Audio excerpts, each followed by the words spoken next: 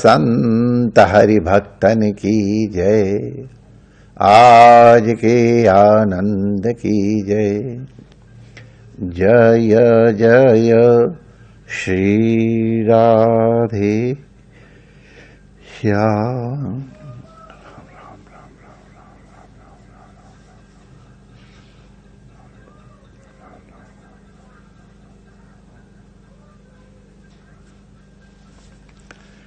नारायण नारायण नारायण नारायण।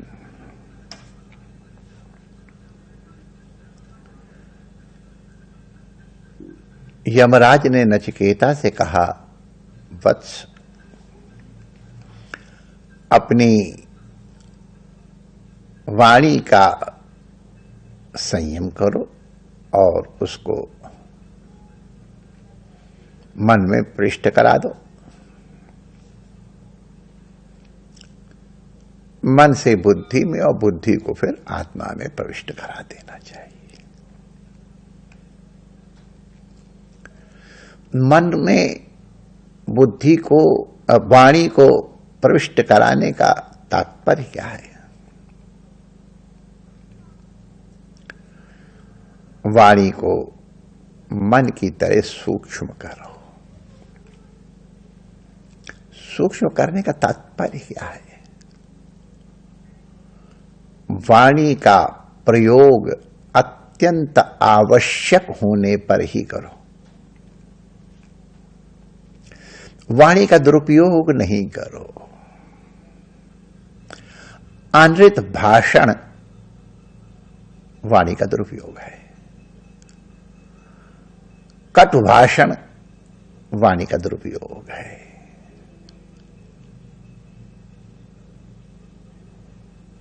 किसी के अहित के विचार से जो सत्य या अर्ध सत्य बोला जाता है वो भी अग्राही है, वाणी का दुरुपयोग है। वाणी के द्वारा भी हिंसा होती है, उस हिंसा से बचना चाहिए।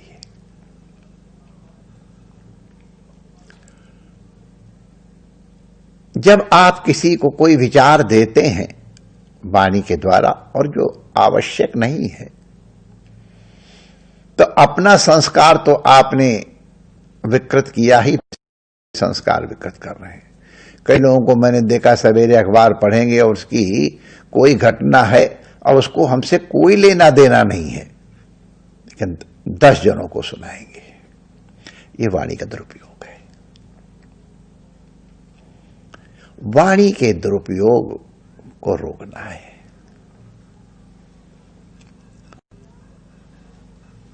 सत्य और मधुर भी वाणी का प्रयोग तब करो जब किसी का हित करने वाली हो।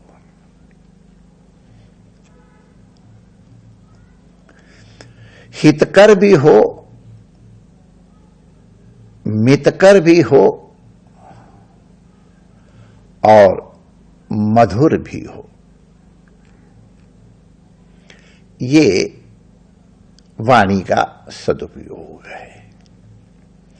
लेकिन जब तक अत्यंत आवश्यक न हो तब तक वाणी का प्रयोग नहीं करना चाहिए, क्योंकि आप इसके द्वारा दूसरे के अंतःकरण में संस्कार भरते हैं। जब आप बोलते हैं तो दूसरे को भी उत्तर देना पड़ता है, तो उसका दिया हुआ संस्कार आप पे पड़ता है, फिर आप उसको देते, तो एक विश्व सर्किल बन जाता है।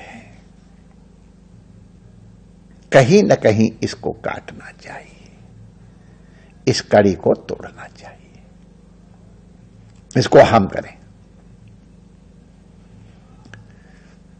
वाणी का संयम कर लेने से वाणी सूक्ष्म होती है, मौन की स्थिति बन जाती।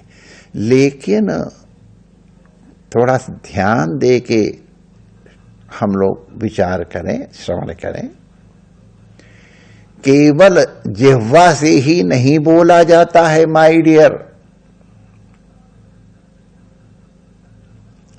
अपने शरीर से भी हम बोलते हैं। हम केवल जबान से ही नहीं बोलते, हम आंख से भी बोलते हैं, हम अपनी शारीरिक चेष्टाओं से भी बोलते हैं। केवल वाणी को रोक लेने का नाम मौन नहीं है। हमारे एक गुरु भाई सत्यवचन जी थे, बड़े अच्छे संत थे, लेकिन जब मौन होते तो उनको गुस्सा आता था, तो हम उनका निंदा तो मेरा करने का विचार नहीं है, लेकिन हंसता हूं जैसे चेष्टा करते थे। अब वो चेष्टा करके मैं नहीं दिखा, बोले मेरा मन तो हो रहा था। तो वो मौन नहीं है, वो न जाने क्या क्या करते थे, को उनकी याद आ गई आज। तो मौन शरीर से भी टूटता है। और करो, अपने किसी सेवक के बगल में से या अपने से छोटे के बगल में से निकलते हैं तो आपकी चाल क्या होती है, और जब आप अपने से किसी बड़े से आदरणीय के बगल में से निकलते हैं तो आपकी चाल कैसी होती है। नेत्रों से भी बोला जाता है माय डियर, आंखों ही आंखों में क्रोध भी प्रकट कर दिया जाता है, स्नेह भी प्रकट कर दिया जाता है, प्रेम भी प्रकट कर दिया जाता है, घृणा भी प्रकट कर दी जाती है, लोभ भी प्रकट कर, वासना भी प्रकट हो जाती है। आंखों से भी बोलते हैं, शारीरिक क्रियाओं से भी बोलते हैं माय डियर। इसका संयम करो।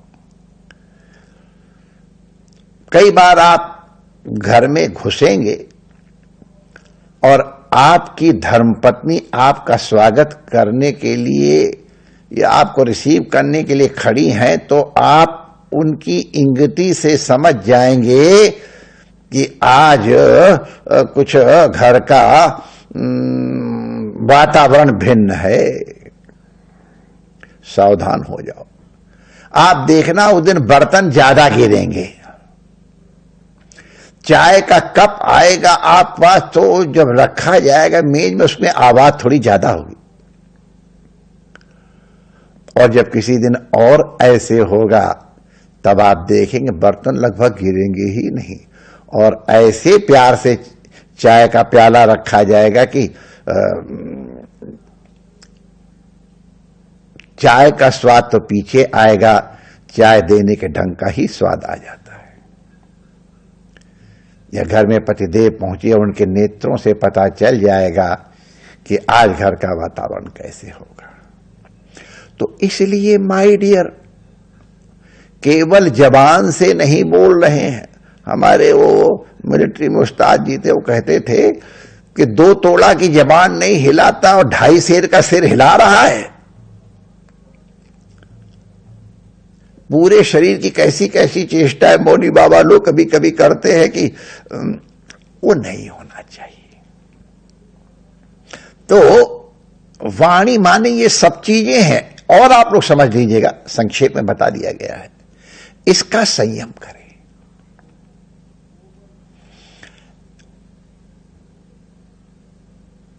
एकदम से संयम ना हो तो कुछ कुछ करें। एक पिता मरते समय अपने बालक से कह गया, बेटा जब तेरे संग कोई अप्रिय आचरण करे, तुझे क्रोध आवे, तो तू 24 घंटे तक शांत रह के फिर उसको उत्तर दे जाना, पूरी तैयारी करके। तुमने क्या कहा था, तुमने क्या गाली दी थी, 24 घंटे बाद जाओ पूरी तैयारी करके। तैयारी कोई क्या करेगा, 24 घंटे के बाद तो वो जो उबाल आया था शरीर में अपने आप शांत हो जाता है। कभी कभी तो ऐसा लगता उसने जो गाली दी है वो सही तो है, उसको थैंक यू कहना चाहिए, बात तो सही कह रहा था। अब हमको उसमें बुरा लग गया, ऐसा होता भी हम लोग जानते हैं। अगर किसी को ऐसा है तो उसको ऐसा है कह दे तो फिर देखो फिर उसका आनंद। तो देखोगे आप गाली का अर्थ ही बदल जाएगा। या फिर अरे जाने दो, कौन जाए उसको मूडमारी करने के लिए, जाके हम कुछ बोलेंगे फिर वो कुछ बोलेगा, फिर हमको 24 घंटे बाद उत्तर देने जाना पड़ेगा, तो छोड़ो। 99 चांसेस ऐसे होंगे कि 24 घंटे बाद आप गाली का उत्तर गाली से नहीं दे पाओगे, क्रोध का उत्तर क्रोध से नहीं दे पाओगे। उसको शांति मिलेगी कि नहीं मिलेगी मालूम नहीं है, लेकिन आपको पूरी शांति मिलेगी। तो ये कुछ चेष्टाएं बताई गई हैं।